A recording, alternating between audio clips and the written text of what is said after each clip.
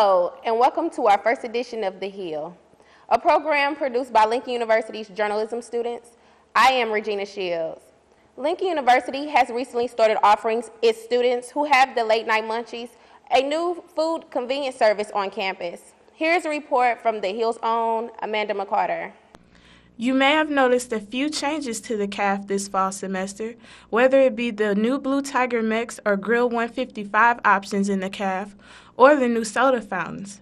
But the biggest change of all is the late night CAF Sodexo is offering Lincoln students. When we ended our contract, we went about coming together to find out what the university, the students, and what Sodexo wanted to do for this next section and tenure of the contract. And some of the things that were brought up were having food service available in the business school in Stamford Hall, as well as having late night cafe. There was supposed to be a grand opening to introduce the late night CAF to students, but it was canceled due to bad weather and has yet to be rescheduled. So we have been staying open at least until probably 9:15 at night to see if students would come over. Unfortunately, most students don't even know the late night CAF is open, but Ms. Sharon remains optimistic. Now having the 24-hour lounge open a little bit later might be a little bit more helpful to that as well. So we've been open Sunday through Thursday at least until 9:15 every night. For the students who do attend late night CAF, they seem to have nothing but rave reviews for the Sodexo venture. From what I'm seeing, there's no improvements. It's just perfect, just tell them what you like and they put everything down just right. I'm Amanda McCarter, reporting for The Hill. The current hours for the late night CAF are 7:30 to 9:15, Sunday through Thursday. However, these times are scheduled to change after the grand opening. Students also need to know that the late night CAF is not included in their meal plans, and flex dollars will not be accepted. When we come back, I'll explore an innovative mind of one of Lincoln University's own alumni and urban fashion's newest designer. There is no reason to leave Lincoln University without a degree.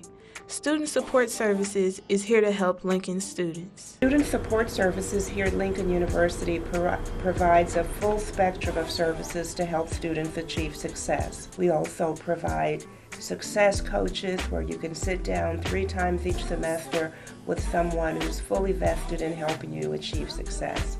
In order to participate in SSS, you must be enrolled at Lincoln University's undergraduate program, you must be a U.S. citizen or have resident alien status, and must meet at least one of the following criteria.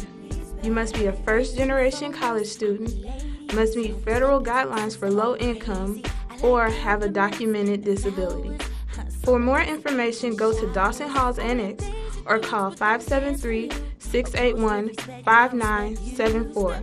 And remember, there's no reason why anyone should fail at Lincoln University. Thank you. Let freedom ring from every hill and molehill of Mississippi, from every mountainside. Let freedom ring, and when this happens, when we allow freedom ring, when we let it ring from every village and every hamlet, from every state and every city, we will be able to speed up that day when all of our children, black men and white men, Jews and Gentiles, Protestants and Catholics, will be able to join hands and sing in the words of the old Negro spiritual, free at last, free at last. Thank God Almighty, we are free at last. Welcome back to The Hill. With me now is a Lincoln University alumni, Sly Holmes. How are you today? I'm doing all right. That's good, that's good. So you were an alumni of Lincoln University. How's life after graduation? Oh, busy and always productive. I graduated spring 2010, and that was a joyous occasion in my life, a real peak in my life, graduating from college. But since then, I've really been dedicated and grinding with my clothing line. So. Well, what was your major? My major was history with the minor in education. it served a purpose for me going into teaching, which is a passion of mine. But I'm making plans to pursue a business degree next. So. Oh, okay. Well, I know the buzz around campus is that you have a clothing line. Yes, ma'am. Yes, ma'am. And Apeside Clothing. It's Apeside Clothing, and it's big for Lincoln University students, as I see. Yes, ma'am. Yes, ma'am. Okay, well, what inspired you to create this company? Really what inspired me was my dedication and passion for leadership and service. As the founder and CEO of this company, basically in charge of the everyday operations.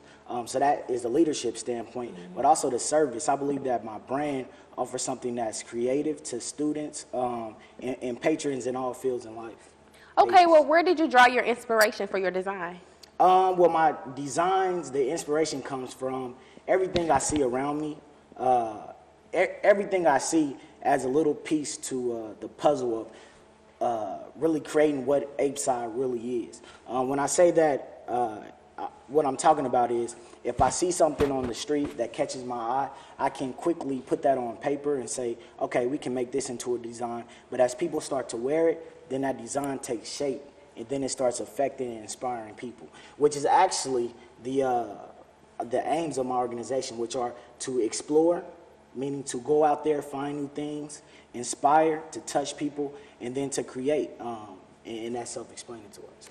Where is your company's primary trend? We're an urban clothing line, definitely urban.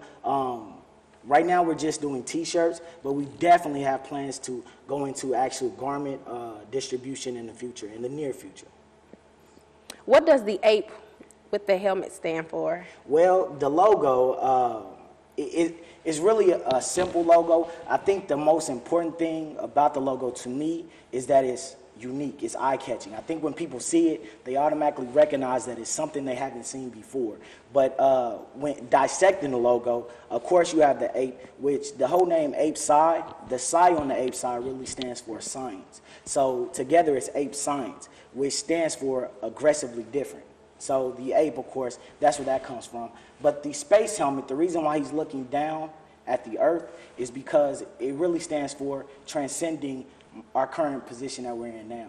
So for instance, you know, when I first came out with this, I was an undergrad, but I had a vision to be, you know, wealthy, to be independent financially, and to really inspire other people. So that's what it's about, transcending the position that we're in now and being aggressively different in the ways that we pursue those dreams. That is all right. Yes, ma'am. Yes, ma'am. That is all right. Yes, ma'am. Well, where do you see your company going in the future? In the future, I see us being a worldwide brand, of course. I definitely see us progressing. In any race or any type of, you know, thing that you do in life, it's all about production, being better than you were the day before, the week before, the month before, the year before. And as we just hit our 1-year anniversary yesterday, 3/3/2011, I can definitely say our future is brighter than our past. You know, and the direction that we're going is so positive, and I'm excited to get the apparel out and the garments out. Right now we have our signature shirt right here in the middle, which is our logo. That's our classic. And then on the sides, we're coming out with an exclusive ladies brand, Apeside Love, within the Apeside head. And you can purchase all this clothing on apesideclothing.com. So, you know, we're out there and we're doing big things, and I'm excited, you know, to get all of this out and inspire a lot of people to do the same. Well, it's really good. I actually love your clothing line. I have all your buttons. I got a couple of your shirts. Thank you. Yeah, I mean, you speak about the buttons. The button-up campaign is something that was really dear to my heart. When we started that about probably 2 weeks into coming up with the company, it was really because a lot of people doubted the progression and doubted my passion for creating clothing and starting my own business. But I told the people who I was working with then, which were my father and a couple other associates, I told them, I said, people aren't going to believe what you do, what you're passionate about, until you show them. And then once you show them, they have no choice either to respect it or to button up. You know, button up their mouth. So that's where it came out with the button-up campaign. And so far, that's been the easiest way to get the logo out, and people are loving it. But this upcoming year, 2011, we are doing something different with stickers and stuff like that, trying to get the name into more than just the Midwest, get on the East Coast, West Coast, and worldwide eventually. Thanks for joining us today, Sylvester. Thank you. Stay tuned. When we return, we will meet Lincoln University's new head football coach and learn whether books are becoming obsolete.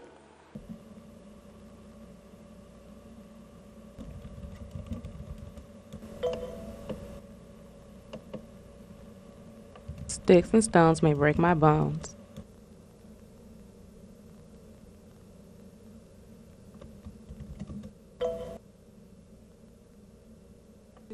but words will always hurt me. For more information on cyberbullying and prevention, go to www.stopcyberbullying.org. Welcome back to The Hill. I'm Regina Shields. Lincoln University recently hired a new head football coach. Bruce Jenkins sat down with him to discuss his plans for the upcoming season. Super Bowl 34 hero and Lincoln University new head coach Mike Jones is intrigued about his position. I'm excited. I know it's a challenge. We've had some issues. We haven't won in over 30 years. But I felt it was a great opportunity for me. I think I put together a pretty good staff, and we're going to attack the problem. We know that, we're limited in resources and some different things, but we just got to realize things we don't have, we can't worry about that. We got to worry about what we do have and get better at what we have and make these young men good role models in the community and hopefully we're winners.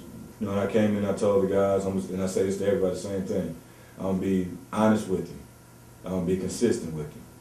You may not like it, but you'll respect it. I'm not going to tell you anything that I wouldn't tell my own kids. I have 2 kids that are in college right now. So I make sure I'm doing the right thing, teaching the right thing, because that's what guys need, young men, football players, whatever, need. They need someone to be honest and be consistent. If I'm honest and consistent, they can respect that. And eventually we'll build that relationship where hopefully they'll become better student athletes and better football players.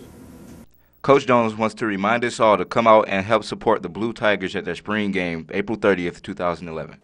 Lincoln just announced on March 1st that LU's football team will be returning to the stadium of Jones' beloved Rams this fall for the Gateway Classic. LU will battle Missouri Southern Saturday, September 24th at the Edward Jones Dome. This game was originally slated as a home game for the Blue Tigers and will still count as a Mid-American Intercollegiate Athletics Association contest. LU and Missouri Southern played last season in Joplin, with the Lions coming away with 38-7 victory. It'll be interesting to see how Lincoln fares at the Classic under new coaching. Technology is touching all aspects of our lives, including the way that we read. E-readers, an electronic handheld reading device, are replacing books as we know them. The Hill's Keandra Rosal went to Columbia to see how e-readers are changing the way we check out books. Those with e-readers can now check out downloadable ebooks from Columbia's Daniel Boone Regional Library. KIRK HENLEY, a public service librarian, explains the process. One person can go onto our website. They go through a checkout process like you would do with other online shopping experiences where you put in a cart and then you go through the checkout process. Once they've checked it out and downloaded it to their computer, they can transfer it to their reader. Checking out ebooks isn't limited to e-readers. They can also be accessed from cell phones as well. People who have iPhones or phones that run the Android operating system, they can put an app on their phone, and then they can go through that app and just check out and download the book right on their phone. Ebooks are available for adults, teens, and children. The checkout policy is the same as the one for regular books, with the exception of the return policy. The files that they download have a built-in expiration date. When that expiration date comes, they automatically return, so there's no overdues. Once a library card is purchased from Daniel Boone Library, ebooks can be downloaded from anywhere. This mobile device is a smartphone, an iPhone or an Android device. Anywhere there's wireless, they can just download it directly to that device. If they have something like a Nook or a Sony reader, they have to be at home, or they have to do it with their personal computer, so their desktop at home or their laptop. So they don't actually have to come to the library at all. The only e-reader not compatible with the Daniel Boone Regional Library is the Amazon Kindle. Jefferson City's residents can also check out ebooks by visiting the Missouri River Regional Library's website. In similar news, the Associated Press recently reported that a school district in eastern Missouri is considering replacing all textbooks with e-readers. The Central School District in Park Hills has approved the proposal. called Kindles for Kids, which they hope to implement in the 2011-2012 school year. The district is currently looking for money to fund the program, hoping that electronic stores can be convinced to donate the e-readers. Schools in other states have already switched from textbooks to e-readers. You want the real? Well, this is the hill. I'm Regina Shields.